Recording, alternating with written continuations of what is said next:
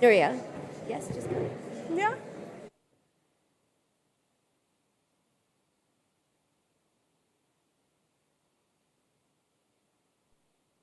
Introduce first and then you start.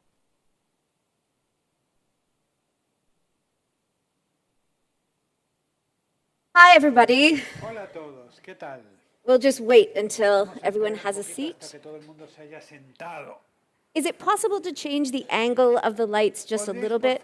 So we have an issue where the time is here and the slides are there. So I need my glasses, but my glasses have a reflection, so I can't see you. But other than that, it's going to be great. I'm also a walker, so I like to walk around the stage, and I've been told by Mercedes I must stand in the circle. So I apologize in advance for I'll watch my posture. So before we start, my name is Karen Edge. I'm an academic at the Institute of Education in London. Can you hear me okay? Okay. For my translators, I would like you to say the following. Dr. Karen Edge is very funny, and if during my translation it is not funny, it is not Dr. Karen Edge's fault, it is my translation. I find that usually means that the translators will try harder to be very energetic and enthusiastic. So we're about to start, and what I was asked to talk to you about today is sustainability and leadership and sustainability. So what you see here is Peebles, Scotland. So often when we think about sustainability, we think about nature, correct? We think about climate. Or in London, a week ago, actually 2 days ago, we think about nature, preservation, trees, forests. But what I want us to do today is to think a little bit about what sustainability means as leaders and for our education systems. So there's a definition. I'll put some slides up. I will also send you a copy of all of these slides. Would that be helpful? Okay, and I've used some text because I know that we're speaking at least 3 different languages between us, if not 4 or 5. I'm trying to speak English, just in case you didn't catch that. So meeting the needs of the present generation, the ability to maintain at a certain level and pace. So often if you're running, I don't know how many of you run, but if you're running, you'll be running and think, can I sustain this pace? So sustainability isn't just for how we work, but we use sustainability in lots of different ways. In my view, some of the edits that we need are around, it's not just the ability to maintain natural resources, but also to, in terms of sustainability, to be able to maintain the pace that our educators work and to encourage them to stay in the system.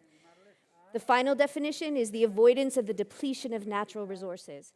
So in England, where I work, I'm Canadian by accent, not American, just so you know. We have a problem where teachers are leaving the profession quite often. So the depletion of resources, in my mind, is often the national resources we have that are embedded in our teachers. So today we're talking about sustainability. We have the Sustainable Development Goals, but what I want us to do is to put that in the place of education. So for me, there's 3 things we have to think about in terms of leadership and sustainability. One is around equity, inclusion, and well-being. I don't think we have any arguments about that. No? I can't see you with the glare of my glasses. You look fabulous with my glasses on. So when we go through this, I want you to think about one of 3 things. So does it apply to you? Does it apply to the people you follow? Or does it apply to the people who are following you? So this is really an extension task. So when I send my millennials to a conference, they will often come back and say, I learned nothing, but I will say they have to learn something about who they follow, who they lead, or for themselves. So if you're bored with one part, it's your job to flick to the next. Got it? Okay. Funny? Okay. So in terms of equity, I think we need to position it in terms of our systems and leaders need to be pursuing justice for all. We need to have 3 things. One is a shared understanding, and I'm about to give you a task. So with the person beside you or the person beside them, you can choose. You have 1 minute to come up with definitions for each of these 4 words. Are you ready? Go. And I have a timer right here. You can discuss. ¿Seis de vosotras también aquí arriba? You can define them in any language you wish. Las definiciones pueden estar en cualquier idioma, no hay limitaciones en ese sentido.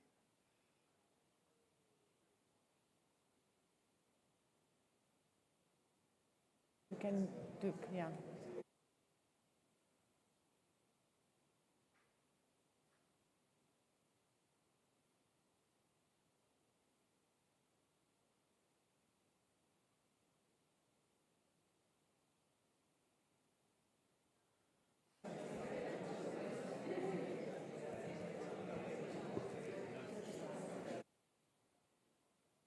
Okay. Take a look at this picture. Imagen que vemos en la pantalla, See whether or not you want to adjust any of your definitions. claro si se ajusta a alguna de vuestras definiciones. And also take a look at this one. So this one is quite well known now. This one is my personal favorite, being a single mother of a 12-year-old. Soy tengo un solo hijo que tiene 12 años. There's lots of research that says female women academics struggled more during the pandemic from teaching at home. And the first thing Mercedes said when I got here is, did you bring the dog? So not only do I have a 12-year-old at home, I have a very exuberant cockapoo who everyone who, if she thinks you sound cool on the phone or on the Zoom, she will come and sit on my lap to be entertained. So yes, let's just hold this there, ladies. Now, what I want you to do is, very quickly, assign each of those 4 terms Cuatro términos to those boxes. You have 30 seconds. Go. a cada una de estas 4 ilustraciones. Un término para cada una de estas 4 ilustraciones.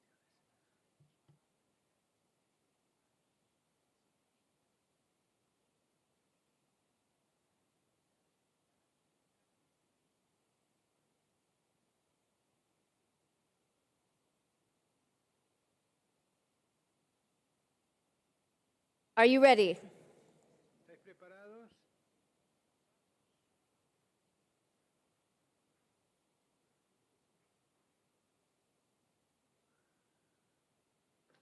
So how did you do? Entonces, How many of you got all 4 correct? pudieron acertar en las 4.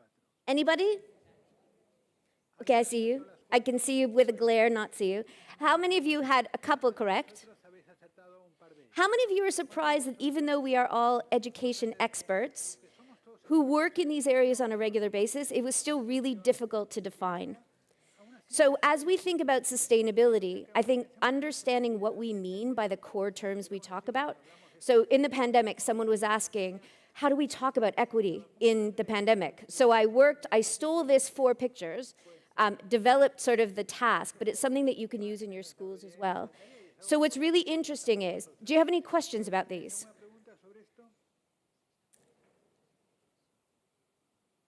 As we go around, I think looking at inequality is quite clear.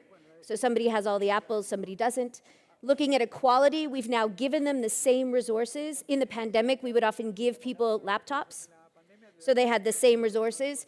We would assume that having equal laptops meant that they would actually be able to access our curriculum equally, but when you look at true equity, we needed possibly to give someone Wi-Fi to be able to, or broadband to be able to access the resources. So giving someone a laptop wasn't enough if at home there were more children trying to access that one laptop. And if it came to justice, right, justice is what we should be striving for, in my opinion. It's trying to find a way that the system is equal from the start so that we don't have to make those small adjustments all the time, that the system is just embedded in a way that makes it possible. Does that make sense? Okay. We need systems and structures, so we need things that actually guide people and push them in that direction. This is the botanical garden yesterday. I decided I needed to go and do something exciting, so I had coffee and got dive-bombed by magpies. It was excellent. But the structures and systems that force people to work in a way that promotes equity, and we also need some creativity. So in our system, we will have people that will not understand the 4 definitions, correct? Given that we pretty much don't understand the 4 definitions.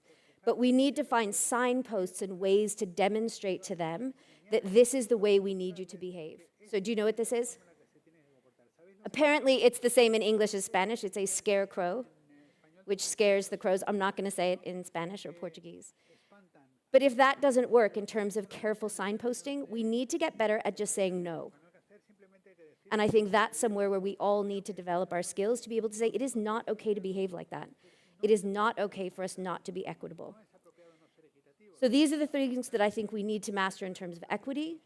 I think there's a set of questions we need to start asking, and start asking questions about, can we build more justice into our work?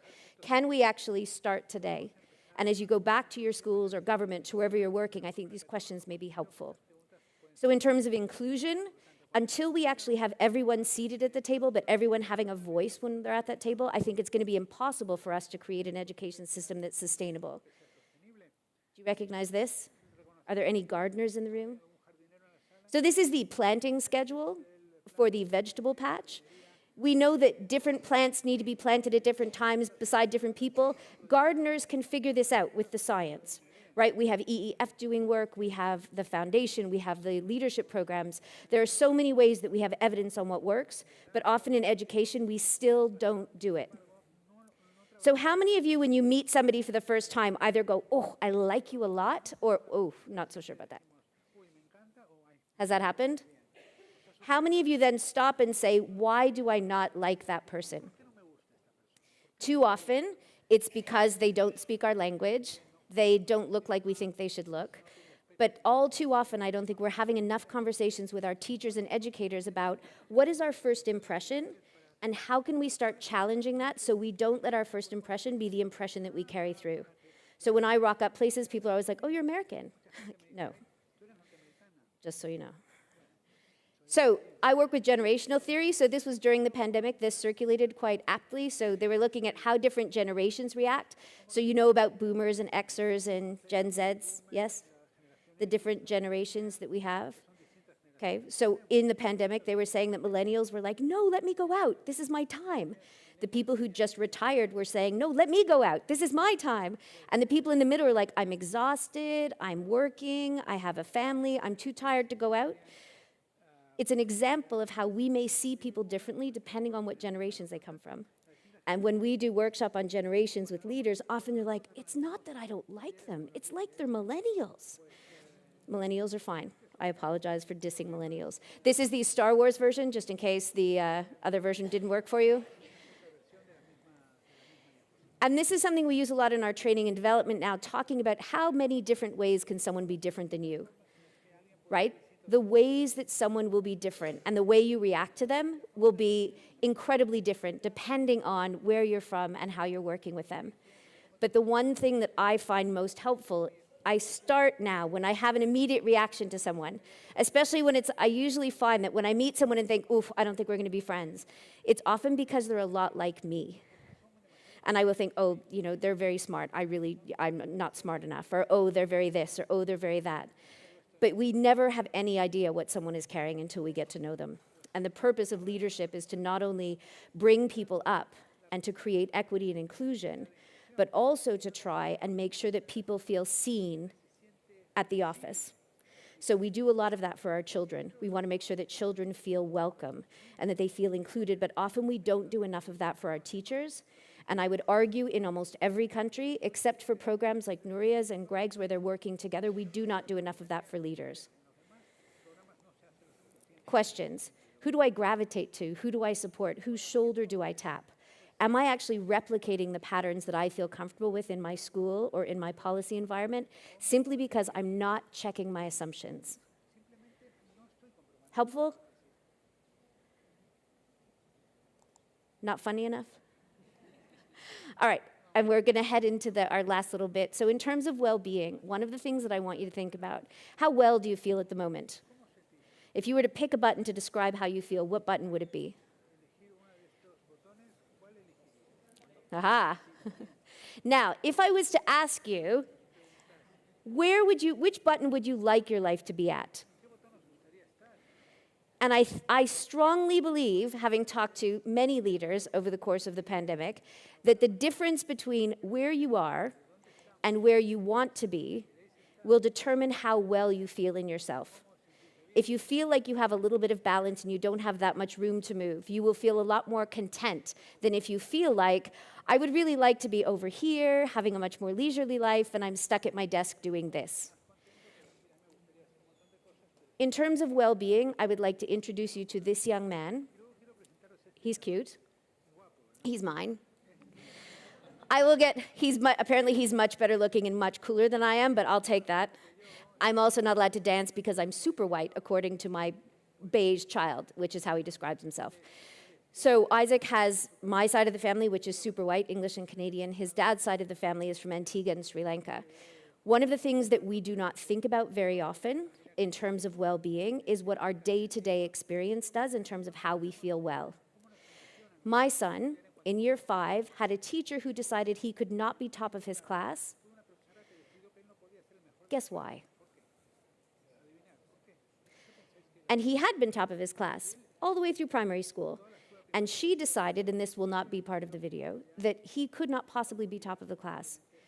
And as a result, the way she treated him in class, even with my intervention as a faculty member at the #1 faculty of education in the world, with the other interventions that happened, Isaac ended up with an anxiety problem that meant he missed tons of school. So we often think that issues of equity and inclusion do not affect our well-being. But they affect our well-being in a way that unless we together as schools and teachers start really thinking about how do we make sure that people feel included, wanted, respected, there's physiological and physical implications of not being treated like you belong. And until I had a beige child, I didn't think about that clearly enough because I wasn't the one who had a child come home saying, I don't understand why she's not asking me questions. So when we talk about challenging assumptions, it goes back to everything from when you're in your class, who do you ask the questions to? Are you making it balanced? Are you making sure that teachers are getting promoted or giving different opportunities to do tasks based on what they're able to do instead of based on what we see and we feel at the beginning? Now, I'm going to send you this as a treat, but what I want to do is finish with this. So we started with sustainability. And that one of the things about sustainability is being able to make sure that you're able to continue. But it's also about being able to let go. So this was Peebles in Scotland. Isaac's father, who is now no longer my husband, we'll put that to the side. He decided that he would only come to a big meeting with the government with me in Scotland if we could go mountain biking. I do not mountain bike. I said, yes, it's fine. And after a day of mountain biking, the instructor comes up and says, you're a leader, aren't you? And I said, yes. And he said, you have a rather big job, don't you? And I said, yes. And he said, you're really uptight. And I said, no. And he said, when you're going over the rocks, you are holding on so tightly that there's no room for flexibility, and you're going to kill yourself. And he said, this is a lesson for your life. And every once in a while, I reflect on that. That's not me, by the way. That's some macho guy. I wasn't going to put me up there. It's embarrassing. But one of the things that's interesting about leadership is you don't hold on too tightly, especially in Spain, when you take on the role and roll it around within the school. But holding on too tightly and not delegating or sharing can actually be very, very dangerous. And my final leadership accomplishment of 2023, probably the biggest one I've made, was this is my dog, Coco, that Mercedes asked about. And this is a big accomplishment. Do you notice anything about Coco? She's small, she's cute, she's dirty. She's always the muddiest dog on Hampstead Heath, and people walk by and they're like, oh my, it's so dirty. And my response now in my fake English accent is often, oh yes, but she's so happy. But Coco's off the lead. It has taken me 2.5 years to let her off her leash. And this week I decided, after she stayed with someone else, that I would do my training. And when someone said, how are you? I'm like, I'm learning how to be off the lead. But one of the things that it reminded me of in terms of our talk today is that as leaders and teachers and policymakers, sometimes we just have to have some trust in the fact that the people we work with know what they're doing. We have to listen, we have to focus on inclusion and making sure that everyone feels comfortable. And remember what it was like when you first started out at anything you've started. For me, it was mountain biking and almost dying and realizing I was very uptight. I'm so calm now, just so you know. But I think it's sustainability, to sustain ourselves and to sustain our systems and to make sure that we have the education systems and teachers and educators and students that we need. Thinking about sustainability around those core topics can actually make a really big difference. I've managed to stay in the spot. Mercedes? But thank you.